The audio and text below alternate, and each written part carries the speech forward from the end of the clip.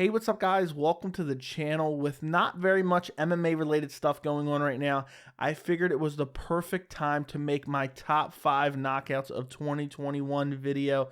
And there was just so many great knockouts this year. It was very hard to choose from. I mean, honestly, I could have made a top 15 list, but I narrowed it down to top 5 with a few honorable mentions.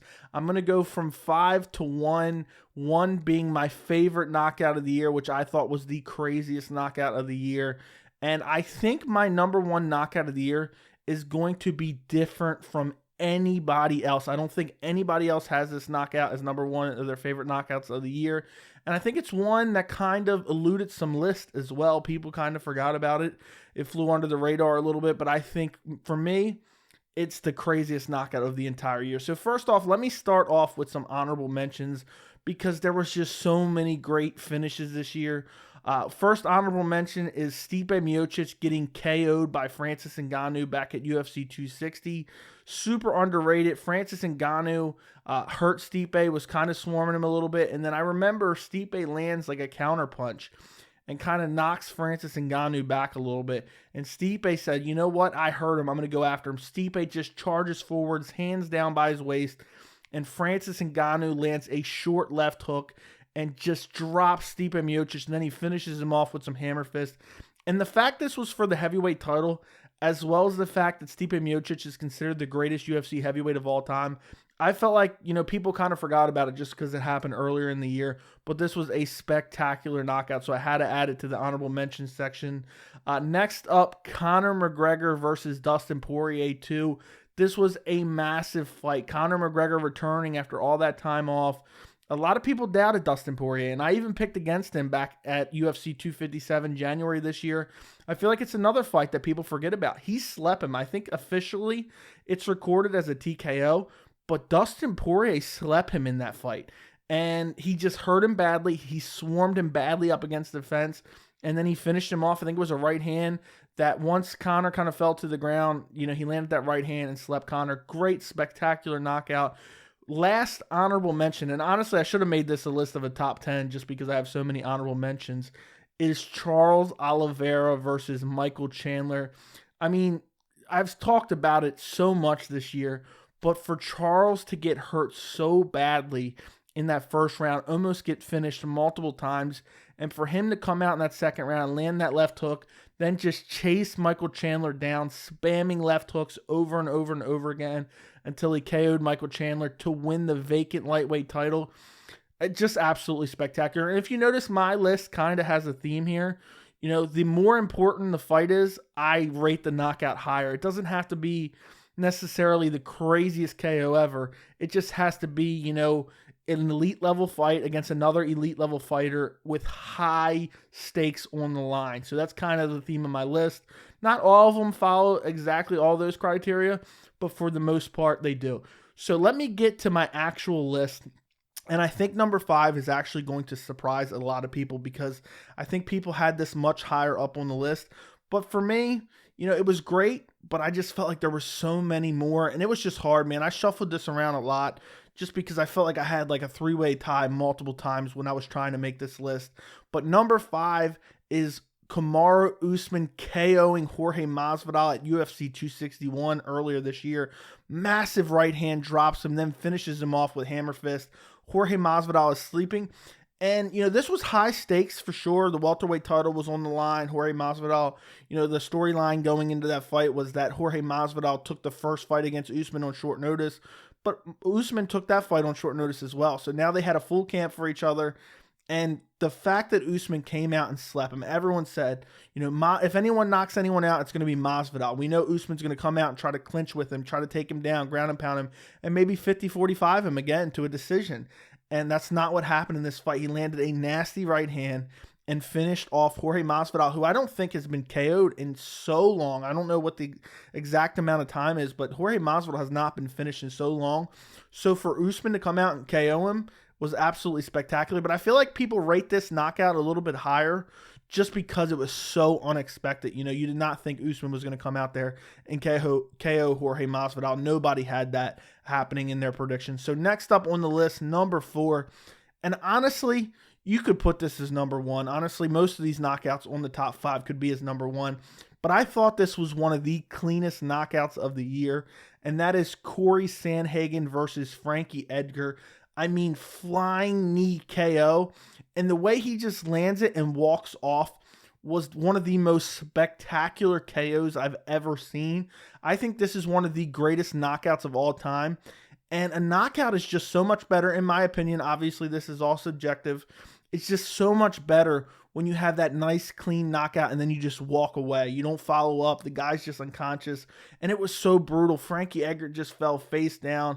And this was a relatively important fight. Both guys ranked in the top 10. Corey Sandhagen trying to make a run at a title. And what a spectacular KO that was. And it just came out of nowhere. And Corey Sandhagen's one of the best strikers in the bantamweight division. And for him to put out a guy super durable like Frankie Edgar, I thought was so spectacular. That's how that ended up being number 4. Let's move up the list. Number 3 on my list. And again, this probably could have been number 1. Honestly, I had like a 3-way tie with the top 3 KOs. But number 3 on my list is Rose Namajunas' head kick KO of Weili Zhang back at UFC 261 as well. What an amazing event. And the way she lands this head kick was absolutely picture perfect. Weili Zhang did not see it coming at all. It just lands flush right on Weili Zhang's chin, drops her. She's basically out at this point. Rose Namajunas follows up with some hammer fist, and she's officially sleeping. But the way she set it up was just perfect. She was throwing some inside leg kicks, eventually comes high with a head kick. Weili anticipating a low kick, and just gets caught with this nasty head kick. And a lot of people underestimated Rose going into this fight. I picked against her going into this fight. I thought Weili Zhang was going to win. I thought it'd be competitive, but I did not expect Rose to come out and KO her. And that's what makes this KO so spectacular. Not only was it super high stakes, the women's strawweight title, she was heavily underestimated. Nobody thought Rose was going to come out and do that. And also, I feel like Rose's power in general, whether it be in her hands or in her legs, is vastly underrated, and for her to come out and put away Weili Zhang was just absolutely spectacular and one of my favorite KOs of the year. Number 2 on the list, another amazing KO, Jiri Prochazka versus Dominic Reyes. This was also earlier this year, and that fight was just amazing all the way around. And I know Dominic Reyes, I believe, was coming off the loss to Jan Blachowicz, but a lot of people were very high on Dominic Reyes. And Jiri Prochazka at this point only had 1 fight in the UFC. You know, a lot of people didn't know him too well. He was fighting over in Ryzen for a while before, you know, he came in and fought Volkan Ozdemir and brutally KO'd him last year as well. He comes in against Dominic Reyes, who a lot of people think is going to be in title contention for a long time coming. They think he beat John Jones back in 2020.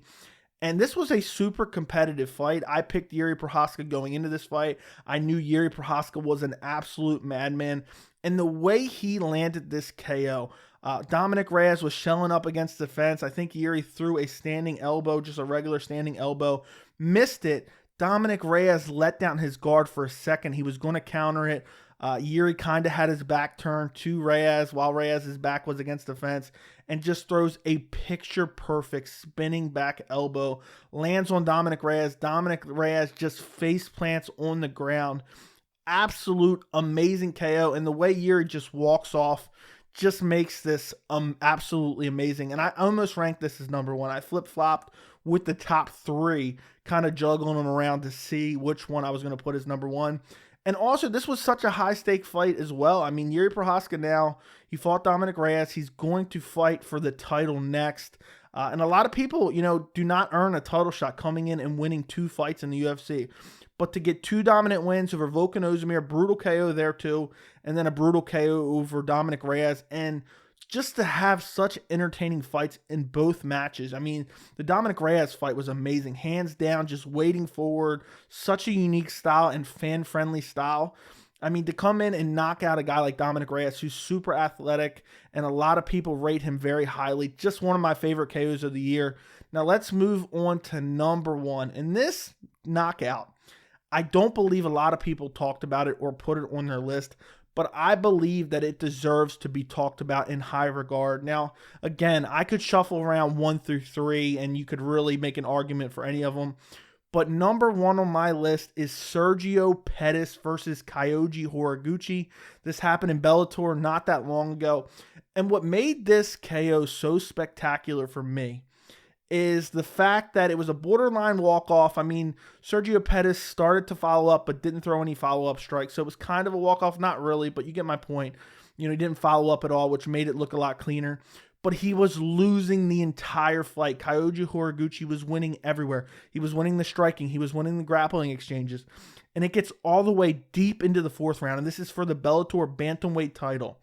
Sergio Pettis throws a head kick. Kyoji Horiguchi ducks under it. And then, using the momentum from the head kick, Sergio Pettis throws a spinning back fist that lands right on the chin and sleeps Kyoji Horiguchi. I could not believe it. I live streamed for that event. You can see my reaction on the channel. It was absolutely insane. I never saw it coming. And to see a championship fight get that deep, you know, deep into the fourth round of a championship main event, and for you to lose every second. But I talk about this all the time. There's certain guys that pack it in while there's other guys who continue to look to find a way to win the fight. And Pettis did that, lands that perfect spinning back fist. And it just was so beautiful the way he threw the head kick. The way he set up that knockout was incredible. You know, some people may call it fluky, but I thought it was the best KO of the year. Comment down below, guys. Let me know what was some of your favorite KOs of this year. And let me know what you think of my list. Is it crazy? Is it terrible? Is it great? Let me know in the comment section. Don't forget to like the video, and thank you so much for watching.